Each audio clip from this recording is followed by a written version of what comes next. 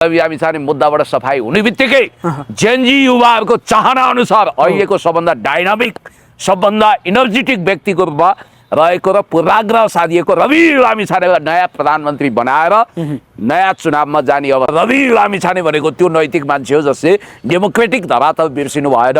उहाँले कारणवश गृहको पत्र अनुसार बाहिर आउनुभयो। त्यो पत्रको विषयमा कन्ट्रोभर्सी भन्नु जरुरी छैन, किनभने पत्र आयो, पत्र हेर्नुभयो वा बाहिर आउनुभयो। आज हामी विशेष संवादको लागि यतिखेर हामीसँग हुनुहुन्छ युवा नेता राजनीतिक विश्लेषक पुण्य गौतम हुनुहुन्छ। आउनुहोस् दर्शक पनि हामी उहाँसँग कुराकानीमा जोडिन्छौँ। पुण्य सर, यहाँलाई स्वागत छ सम्पूर्ण मिडियामा। थ्याङ्क यू सो मच, धन्यवाद। के छ, आराम हुनुहुन्छ? ठिक छु। पछिल्लो समय जुन जेनजी आन्दोलनले जुन अन्तरिम सरकार गठन गर्यो, तर यो अन्तरिम सरकारले पनि जेनजीहरूका मागहरू पुरा गर्न नसकेपछि जनमानसमा चर्को आलोचना भइरहेपछि यतिखेर चाहिँ प्रधानमन्त्री सुशीला कार्कीले रवि लामिछानेलाई छुट्याएर त्यो पदमा लिने चाहिँ साहस गर्नु भएको छ भन्ने कुरा आएको छ। के हो कुरो?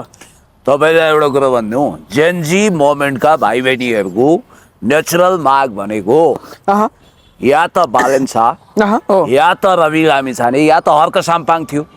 त्यसको लागि जेनजीका कतिपय अगुवाहरूले गृह मन्त्रालयसम्म प्रेसर दिएर त्यहाँबाट स्पेसल चिठी बनाएर राष्ट्रपाका नेताहरूलाई आफैले फोन गरेर लु हामीलाई रवि लामिछाने जसरी पनि चाहियो, at any cost at any rate रविजीलाई छुटाउनु पर्यो, हामी उहाँलाई प्रधानमन्त्रीको रूपमा देख्न चाहन्छौँ भनेर प्रेसर दिएको।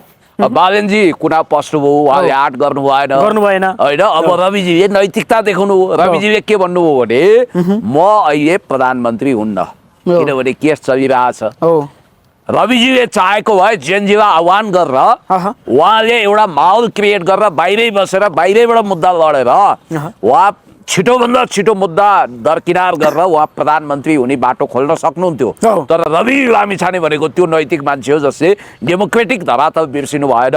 उहाँले कारणवश गृहको पत्र अनुसार बाहिर आउनुभयो। त्यो पत्रको विषयमा कन्ट्रोभर्सी भन्नु जरुरी छैन, किनभने पत्र आयो, पत्र हेर्नुभयो वा बाहिर आउनुभयो। रवि लामिछाने भागेर कहीँ इन्डिया पनि गएको छैन, अमेरिका पनि गएको छैन। फेरि रवि लामिछानेको कारण हजारौँ कैदीबन्दीले जेल तोडे भन्ने मिथक पनि निर्माण गर्नु पर्दैन। अब जहाँसम्म अहिले सुशीला कार्की आमै हैरान छ, ओर्क्यो फर्क्यो जता गयो ख्याउ ख्याउ ख्याउ ख्याउ मलाई मन्त्री बनाइदे, म यो मन्त्री हुन चाहन्छु, म त्यो मन्त्री हुन चाहन्छु। ए बाबा, घरै पिडालु बनै पिडालु, ससुराली जाँदा बाह्र हातको पिडालु जस्तो बुढी बाउ हैरान हुनुहुन्छ। हुँदा हुँदा दुर्गा प्रसाई जस्तो मान्छेले सबै लैङ्गिक हिंसा झल्किने गरी अब कहीँ बस्दाखेरि टोयलेट बाथरुम गर्नै नसक्ने भनेर खिची टिउरी गर्न लाएपछि होइन, त्यो भाषा तपाईँ प्रयोग गर्न चाहनुहुन्न? स्ल्याङ वर्ड प्रयोग गर्नु हुँदैन, किनभने हामी भनेको एकदम अश्लीलता नझल्किने गरी सम्मानजनक भाषा बोल्नुपर्छ। अब राजेन्द्र खड्गी, दुर्गा प्रसाई जस्ता मान्छेले जुन रफ वर्ड युज गर्छन् त्यो हामी युज गर्न सक्दैनौँ। सर, अहिले यो पुण्य सर, यो समयमा यो बिकराल अवस्थामा के रवि लामिछाने आएपछि के जुन जेनजीहरूका माग सम्बोधन गर्न सक्छन्, आवाज सुन्न सक्छन्? रवि लामिछाने अवस्था छ। सुन्नु न, रवि लामिछाने भगवानै बनेर आएर जादुको छडी चलाएर रातारात समस्याको समाधान गर्ने थियो होइन। तर रवि लामिछाने अहिले देखिएका नयाँ शक्तिका नेताहरूमध्ये सबभन्दा स्मार्ट हो। अब हेर्नुहोस् विडम्बना के भयो, रवि लामिछाने त्यतिखेर जेलमा जानु हो स्वैच्छिक तरिकाले, बिचरा आफ्नो बर्थडे पनि नमनाएर, बुवाको श्राद्ध थियो पर्सिपल्ट। बालेन शाहजीले आँट गर्नु भएन होइन, रवि नभएपछि बालेन भन्ने भयो। अब बालेन नभइसकेपछि हर्क साम्पाङको नाम थियो। अब त्यहाँ षड्यन्त्र भयो, हर्क साम्पाङले गृहमन्त्री बन्ने अवसर पनि पाउनु भएन, प्रधानमन्त्री त छोडिदिनुहोस्, कहाँबाट ल्याएर ओम प्रकाश अर्यालको नाम टिपाइयो। त्यस कारण यहाँ गन्जागोल भयो। अहिले सुशीला कार्कीज्यू मैले थाहा पाए अनुसार के महसुस भएको छ भने अब 9 गते त रिटमा आवेदनमा बहस हुँदैछ, 9 गते बहस हुँदैछ, 9 गते 12 गते बहस हुँदैछ, आज 9 गते चाहिँ 12 गते बहस हुँदैछ। त्यो बहसले कतै पद चिपिने त होइन भनेर उहाँलाई निन्द्रा पर्न छोडिसक्यो, किनभने सर्वोच्च अदालतको न्यायमूर्ति सम्माननीय प्रधान न्यायाधीशज्यूले सङ्केत गरिसक्नु भएको छ कि संवैधानिक इजलासबाट संविधानले नचिन्ने सुशीला कार्कीलाई पद बेदखल गर्न सक्छ भन्ने बित्तिकै मैले पाएको सूचना यदि झुटो होइन भने छिटोभन्दा छिटो सुशीला कार्कीज्यूले रवि लामिछानेलाई तारेखमा छुट्याएर उहाँको मुद्दामा उहाँलाई सफाई दिने गरी इन्भाइरोमेन्ट मिलाएर हस्तक्षेप त गर्न मिल्दैन, कमसेकम हिजोको सरकारले राखेको पूर्वाग्रहलाई त समाप्त गर्न सकिन्छ। त्यसरी रवि लामिछाने बाहिर आइसकेपछि उहाँले बरु यो झ्याउलोबाट मुक्ति लिन अब रवि लामिछाने मुद्दाबाट सफाई हुने बित्तिकै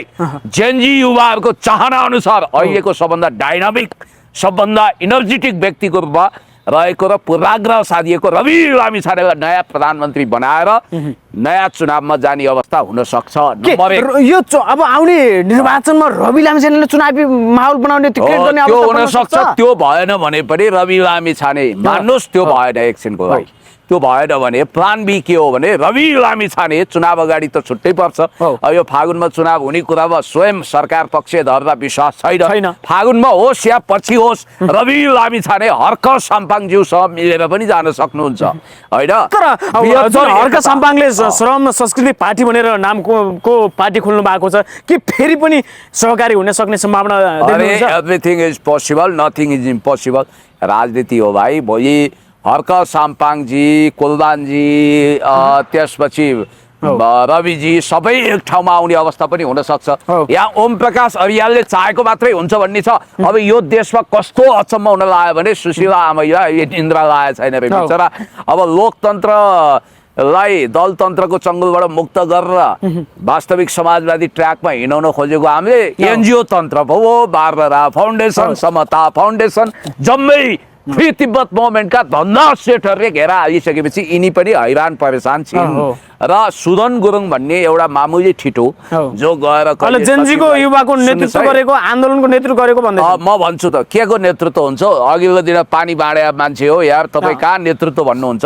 यो त न उनको उमेर समूह जेनजी हो न के हो। 1997 देखि 2013 समूहको युवा हुन्। उनी त 37 वर्षको भइसके। हर्क साम्पाङ छाती पिटेर अगाडि आइरहेछन्। म पनि मै भन्छु के गर्नुहुन्छ? मलाई एउटा कुरा के भने अमेरिकी राष्ट्रपति डोनाल्ड ट्रम्पले नोबेल पुरस्कार पाउनु भएन, उहाँ रहिलो गरिरहनु भएको छ। भेनेजुएलाको विपक्षी दलको नेतृत्व पाउनुभयो। अब यहाँ नेपालमा बसेर मैले पनि पाउनु पर्थ्यो भनेर छाती पिटे पनि भयो नि त, त्यो ठुलो कुरो भएन।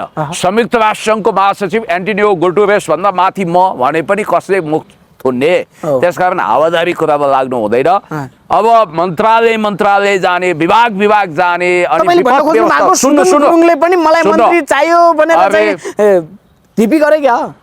खोज पत्रकारिता र रहस्यमय न्युज पब्लिस गर्ने कुरामा महारत हासिल गरेको किशोर श्रेष्ठ सम्पादक रहेको जनआस्था अनलाइनले स्पष्ट रूपमा लेखेको छ कि सुदन गुरुङले त्यो जुन दिन सुशीला आमैलाई ढोगे नि, त्यो दिन नै मलाई त्यही केटी चाहिन्छ सहीमा लडीबुडी गरेर लौ एक थान गृहमन्त्री मलाई बनाइदिनु पर्यो भनेछन्। त्यतिखेरसम्म बालन शाह र ओम प्रकाशको सम्बन्ध राम्रै थियो। अब गृहमन्त्री ओम प्रकाशको नाउँमा टाचा लागिसकेका थियो सुदन गुरुङ। तर पुण्य सर, यदि गृहमन्त्रीमा सुदन गुरुङ मनोनित भयो भने त 2 घण्टामा ओली पक्रा हुन्छन् भन्छन् त। होइन, एउटा कुरा के भने नि, त्यो छोडिदिनुहोस्। त्यो विधि पद्धति प्रक्रियाबाट अगाडि बढ्ला यी सब कुराहरू एकछिनपछि आउला। सुदन गुरुङ भनेको एउटा स्कुले केटाकेटी जस्तो स्वभावका मान्छे हुन्। ए लेभल पनि पास गरेका छैनन्।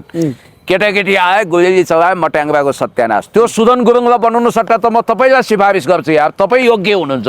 कमसे कम यतिको बोल्न त तपाईँ सक्नुहुन्छ, प्रश्न राख्न सक्नुहुन्छ। ती भाइ त यति पनि बोल्न सक्दैनन्।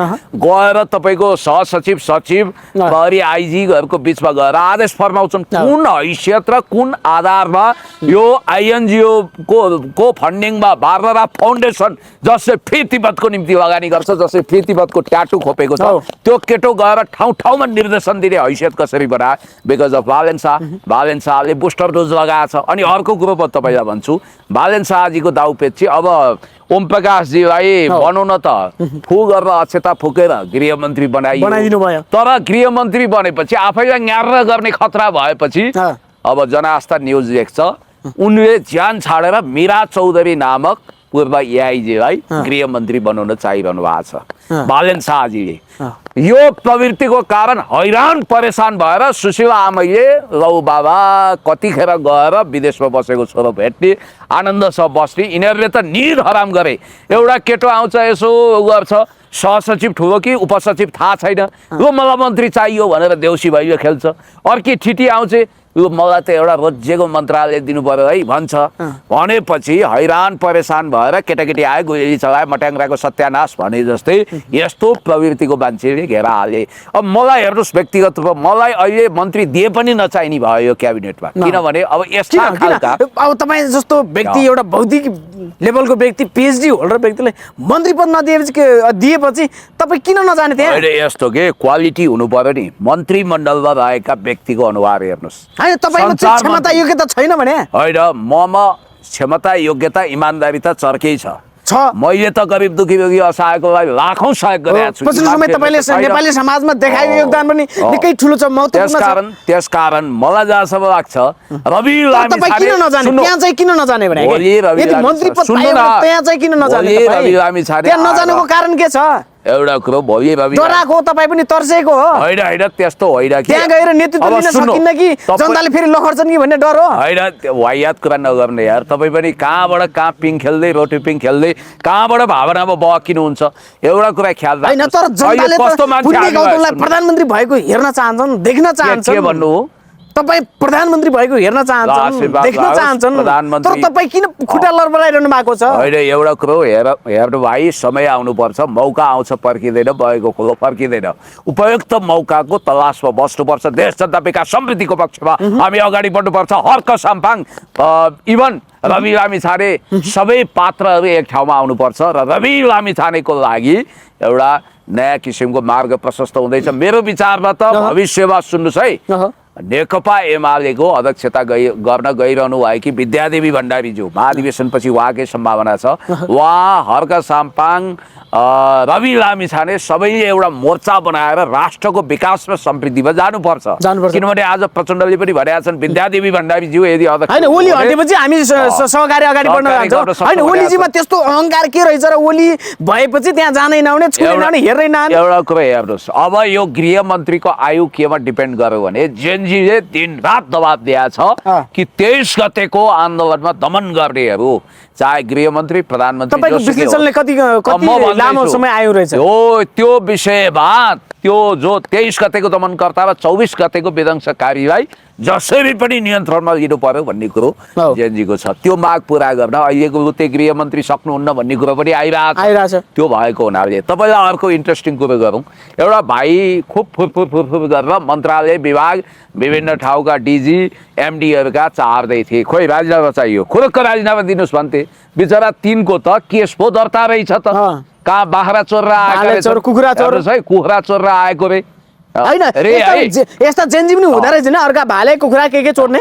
अब यहाँ आएर पनि चेक बाउन्स काण्ड लायो रहेछ के रहेछ बेचरा अब नजन्मिँदै तुइएको भने त्यही हो। याद गर्नु होला त्यो राजनीतिक मोमेन्ट त्यो सम्भावना तुइयो। अब जहाँसम्म सुदन गुरुङको चोरी हैन पुलिस भाले कुखुरा चाहिँ किन चोर्यो होला नि तिनले? अब के थाहा अब अर्काको कुरो सबै ठेक्का लिएर जान सक्छु म। त्यसकारण चोर्नु आफैमा फलाम चोर्नी पनि चोरै हो भाले पाइनछन् है तिनले सुन चोर्नी पनि चोरै हो। जेनजी उमाले भाले नपाएर अर्काको भाले चोर्न जानुपर्ने है। अब त्यही प्रवृत्तिको हेर्नुस् त पछिल्लो समय ओलीजीले नै भन्नुभयो कोका कोला चोर्न जाने के चोर्न जाने चोर्नेले देश बनाउँछ भन्नुभयो। होइन अब एउटा कुरा के भने यस्तो चोर प्रवृत्ति डाका प्रवृत्ति अब हेर्नुहोस् ज्यानमारा मुद्दा लागेको मान्छे AK-47 लिएर विभिन्न ठाउँमा SLR लिएर गएको रहेछ। अहिले त्यसलाई पनि प्रहरीले नियन्त्रणमा लिइरहेछ।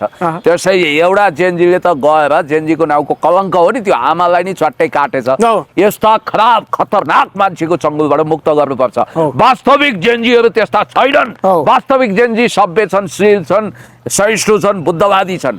मैले थाहा पाएसम्म हेर्नु होला यदि यो सरकारको राजीनामा आएन भने रवि लामिछानेलाई रिहा गर हर्क साम्पाङ अगाडि बढ भन्दै लाखौं लाख युवाहरू आएर सडकमा सुशीला कार्कीको राजीनामा माग्छन्, गृहमन्त्रीको राजीनामा माग्छन्। विद्रोहबाट पनि रविलाई निकाल्ने अवस्था पनि बन्न सक्छ। होइन, रवि लामिछाने त छिटोभन्दा छिटो, मेरो त हेर्नुहोस् आमाको माहौली हो, म त यही तिहारमा निधारमा सप्तरङ्गी टिका लगाउन रवि लामिछाने छुटेर आउनुपर्छ भन्ने मान्यताको मान्छे। तपाईँ पर्खाइमा हुनुहुन्छ त्यो अरे टिकाको यो लागि। देशको म प्रधानमन्त्री हुन चाहन्छु, राष्ट्रपति हुन चाहन्छु, देश चलाउन चाहन्छु, भ्रष्टहरूलाई म थुन्न चाहन्छु, यो देशमा सुशासन ल्याउन चाहन्छु, विकासको मूल फुटाउन चाहन्छु, देश जनता विकास समृद्धिको पक्षमा योगदान गर्न चाहन्छु भन्नेलाई मौका किन नदिने? यस्तो यो सुदन गुरुङ आदि इत्यादि यो तरिकाको मान्छे होइन। अर्को कुरो रवि लामिछाने होइन, भनेको देशको पक्षमा जनताको पक्षमा उभिने रविलाई देख्नुभयो? कतिले भन्दैछन् रवि लामिछाने त विदेशी एजियन हुन् भन्दैछन् त। कसले भन्यो यार? अब व्यवस्थावश विदेशमा जानु हो, काम गर्नु हो, आउनु हो, व्यवस्थावश त्यहाँ नागरिकता त्याग गरेर त्यहाँको लिनु हो, फेरि नेपाली नागरिकता वरण गरिसक्नु हो। अब एउटा कुरो म तपाईँलाई अर्को कुरो भन्छु कि रवि लामिछानेले सहकारी खोलेर ठगी गरे प्रमाण त छैन। गोर्खा मिडिया प्रालीको प्रबन्ध निर्देशकको हैसियतले चेकहरू काटेको देखियो, त्यो आधारमा रवि लामिछाने ठगुन् या हुन् वा हुन् भनेर गगन थापाले फर्ती गरेका थिए। अहिले निलो कालो हरियो भएको अवस्था छ। होइन पुण्य सर, तपाईँहरू जस्ता बौद्धिक लेभलका व्यक्तिहरू चाहिँ राजसभामा प्रवेश गर्ने सङ्केत के कति छ?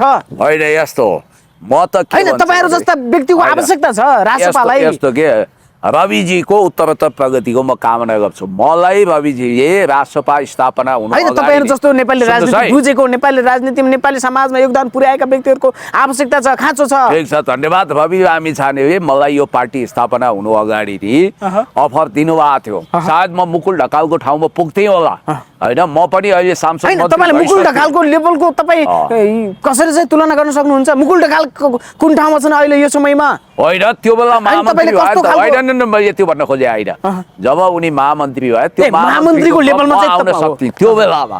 तर अब ठिकै छ, तपाईँहरू अगाडि बढ्नुहोस् भनेको।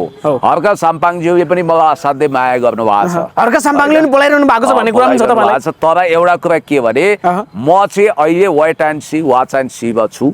रूपान्तरण हुनुपर्छ, नेकपा एमाले भित्र पनि रूपान्तरण हुनुपर्छ। रवि लामिछानेले मौका पाउनुपर्छ, हर प्रतिभा फल्ने फुल्ने फस्टाउने मौका पाउनुपर्छ। इभन तपाईँलाई तर पुण्य सर, राजसभालाई सिद्ध्याउने रविलाई सभापतिबाट निकाल्ने र तहस नहस बनाउने, भताभुङ्ग बनाउने कुरा कुनै माइकल लालको औकात र तागत छैन। हात नलम्काए हुन्छ, आँखा नचम्काए हुन्छ।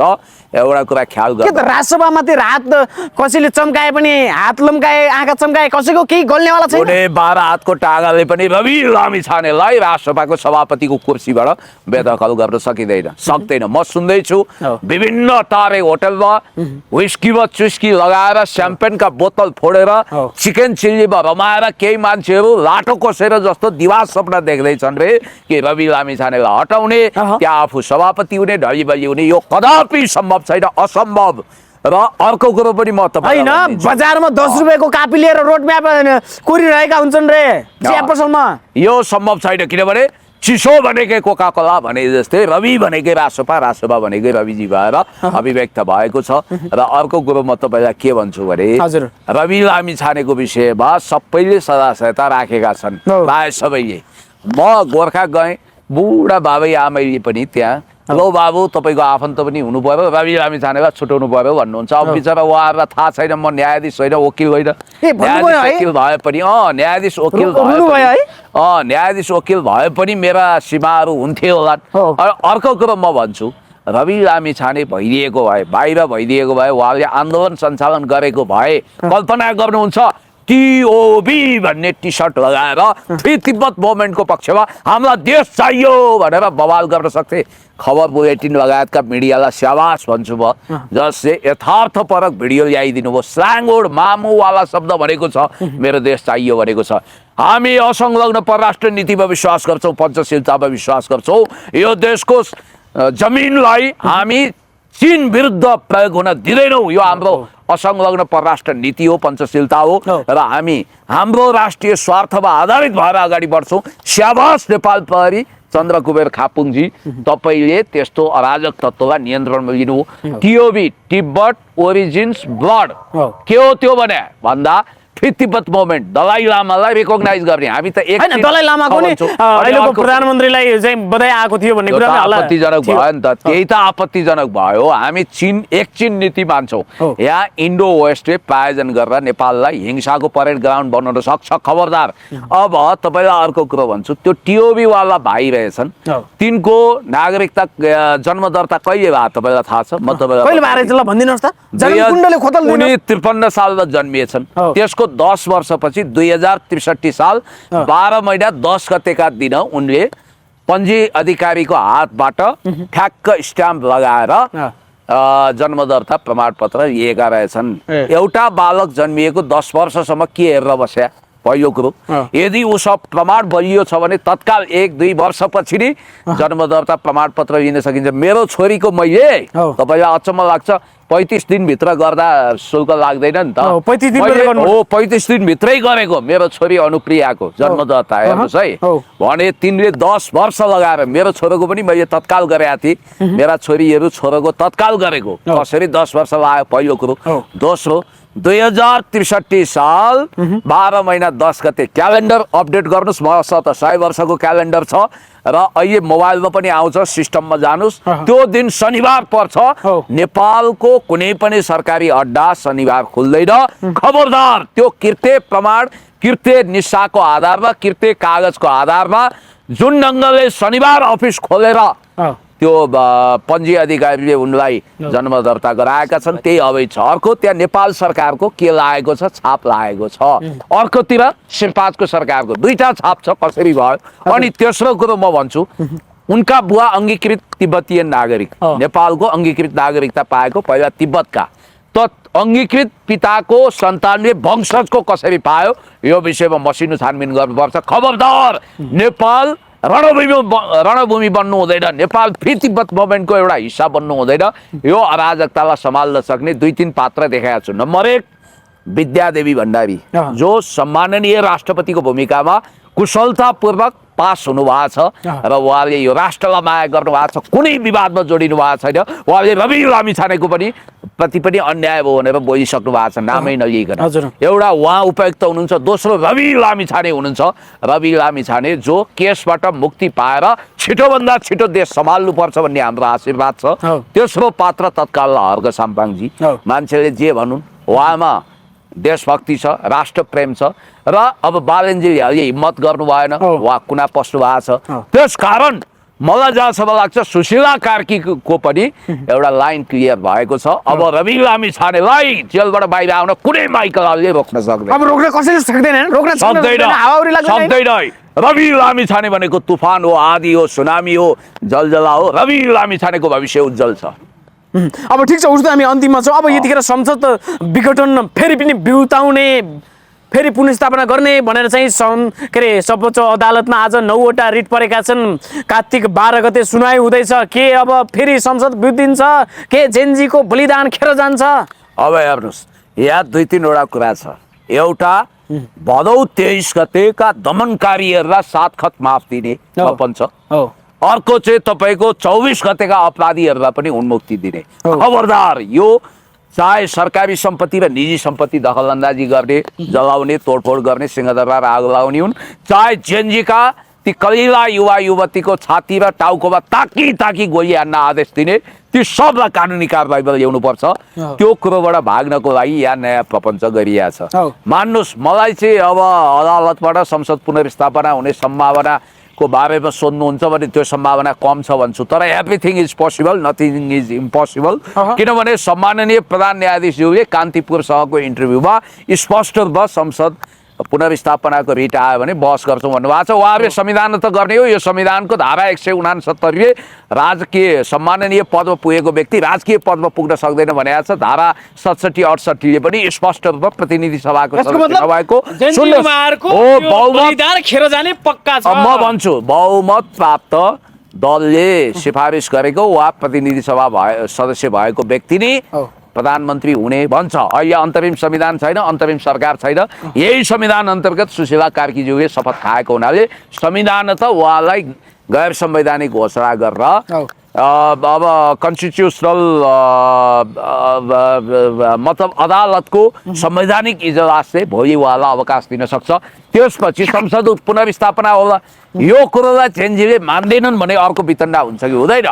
त्यो भएको हुनाले मलाई जहाँसम्म लाग्छ छिटोभन्दा छिटो रविजीको मुद्दा टुङ्ग्याउने, एउटा ग्रेसफुल एक्जिटमा जाने, सम्मानजनक बहिर्गमनमा जाने र रविजीलाई देश चलाउने कि त विद्या भण्डारीज्यूले सम्हाल्नु पर्यो कि रवि लामिछाने, जे भए पनि कि त हर्क साम्पाङ, नभए पनि अब बन्ने सरकारमा हर्क साम्पाङ शक्तिशाली उप प्रधानमन्त्री गृहमन्त्री हुनुपर्छ। हस्, समय समाजको लागि यहाँलाई धेरै धेरै धेरै धन्यवाद। Thank you.